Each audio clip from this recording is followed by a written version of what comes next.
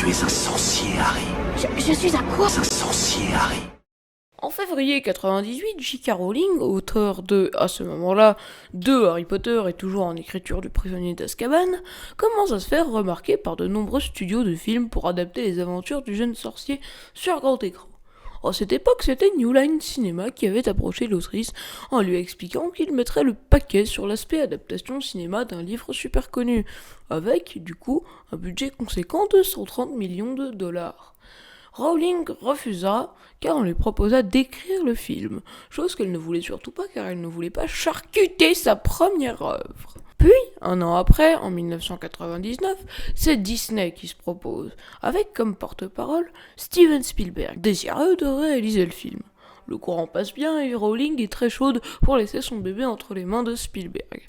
Mais tout s'annula lorsque Steven proposa dans le rôle titre Haley Joel Osment, un acteur américain très connu pour son rôle dans l'excellent Sixième Sens de M. Night Shyamalan, à ne pas confondre avec Le Sixième Sens de Michael Mann, titre français de Manhunter, adaptation du roman Dragon Rouge, première apparition de Hannibal Lecter. Pourquoi est-ce que je précise que Haley Joel Osment est un américain? Parce que J.K. ne voulait que des acteurs anglais. On était vraiment à ça de voir un Harry Potter réalisé par Spielberg. Après ces deux échecs, c'est finalement Warner Bros. Qui produira toute la saga, en ayant choisi en urgence David Hayman pour produire le film. Nombre de réalisateurs se succédèrent, car quoi de mieux comme défi que de réaliser le film que même Spielberg n'a pas eu. Et comme je suis gentil, j'ai décidé de vous faire une liste des réals qui n'ont pas pu le réaliser. Nous attendons Mike Newell, Robert Zemeckis, Alan Parker, Wolfgang Petersen, Rob Reiner, Evan Reitman, M. Night Shyamalan, Peter Weir, Tim Robbins, Brad Silberling et même Terry Gilliam. Mais les trois réalisateurs retenus par le studio furent Mike Newell, réalisateur de La Coupe de Feu, Robert Zemeckis et Terry Gilliam.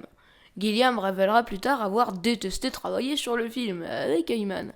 Ce qui est marrant car il a toujours été considéré comme l'homme qui tua Don Quichotte. Car il était le premier producteur du film et a tellement fait chier Gilliam qu'il l'a fait tomber en dépression.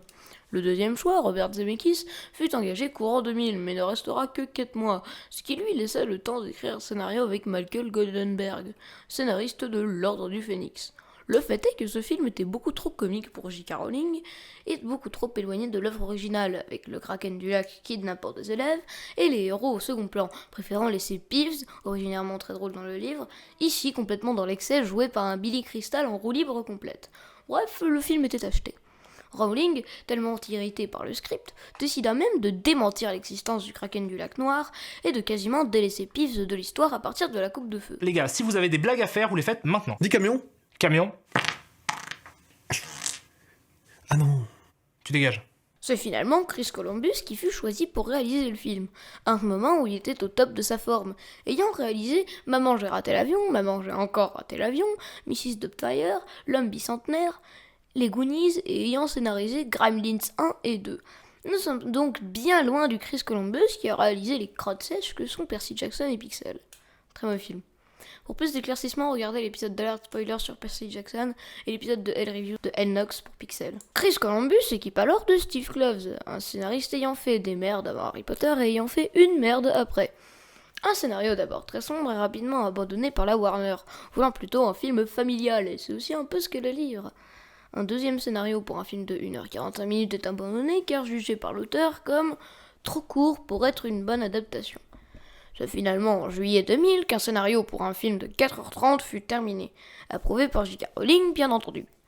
Mais à ce moment-là, David Hayman pense que le film coûtera trop cher, mais Warner est catégorique, on a déjà trop dépensé pour l'écriture. Et en effet, car ils auront dépensé près de 5 millions de dollars juste pour la mise en place de l'équipe technique et de l'écriture du scénario.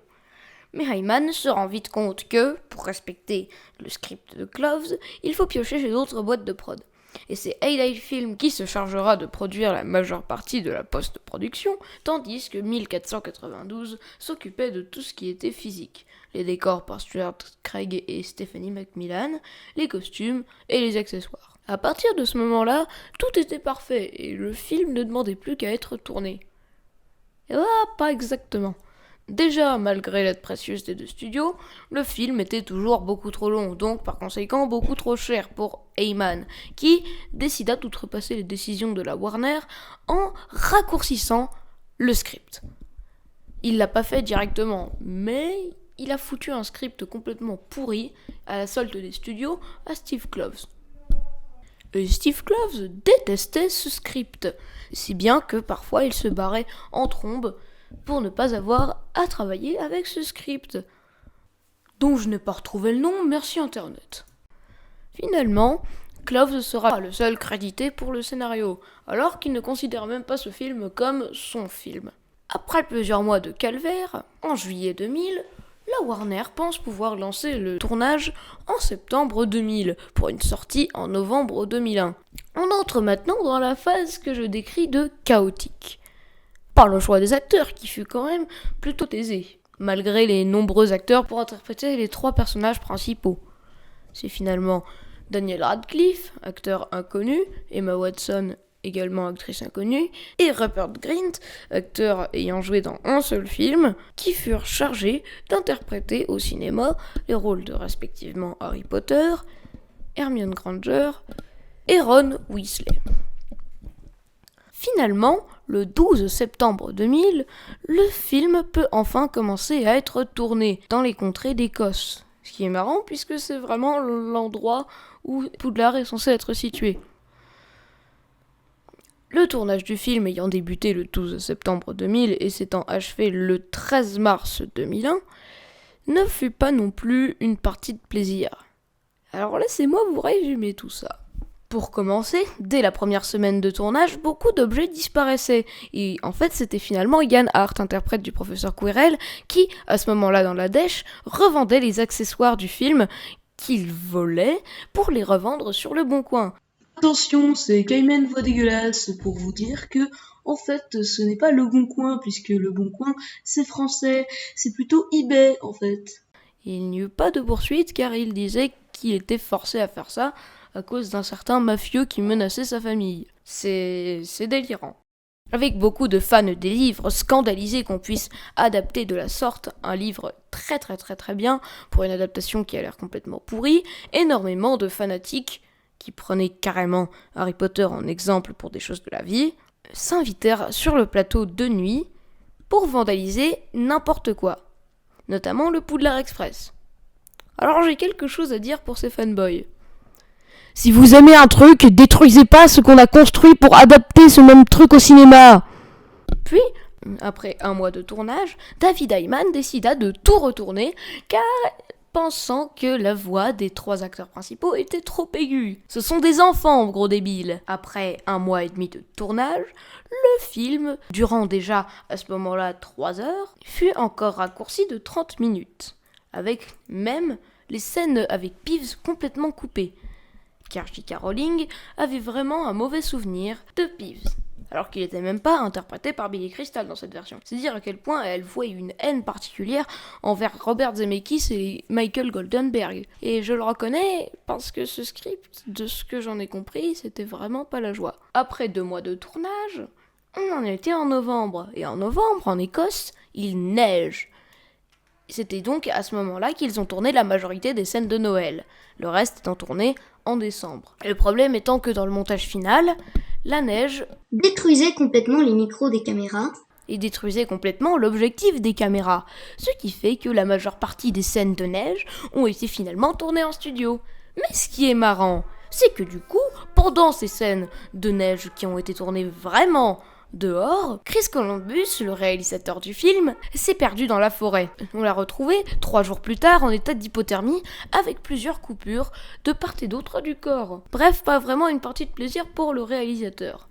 Enfin, en mars, à la fin du tournage, Daniel Radcliffe était tombé très malade. Ce qui fait que la majeure partie des scènes tournées avec Harry vers la fin du film étaient faites lorsque Harry était contagieux avec la grippe. Parce que Daniel Radcliffe n'était pas vacciné. Enfin, pour couronner le tout, Daniel Radcliffe refila la grippe à Chris Columbus et au monteur du film, ce qui retarda la sortie du film qui était normalement prévue pour le 12 novembre au 29 novembre.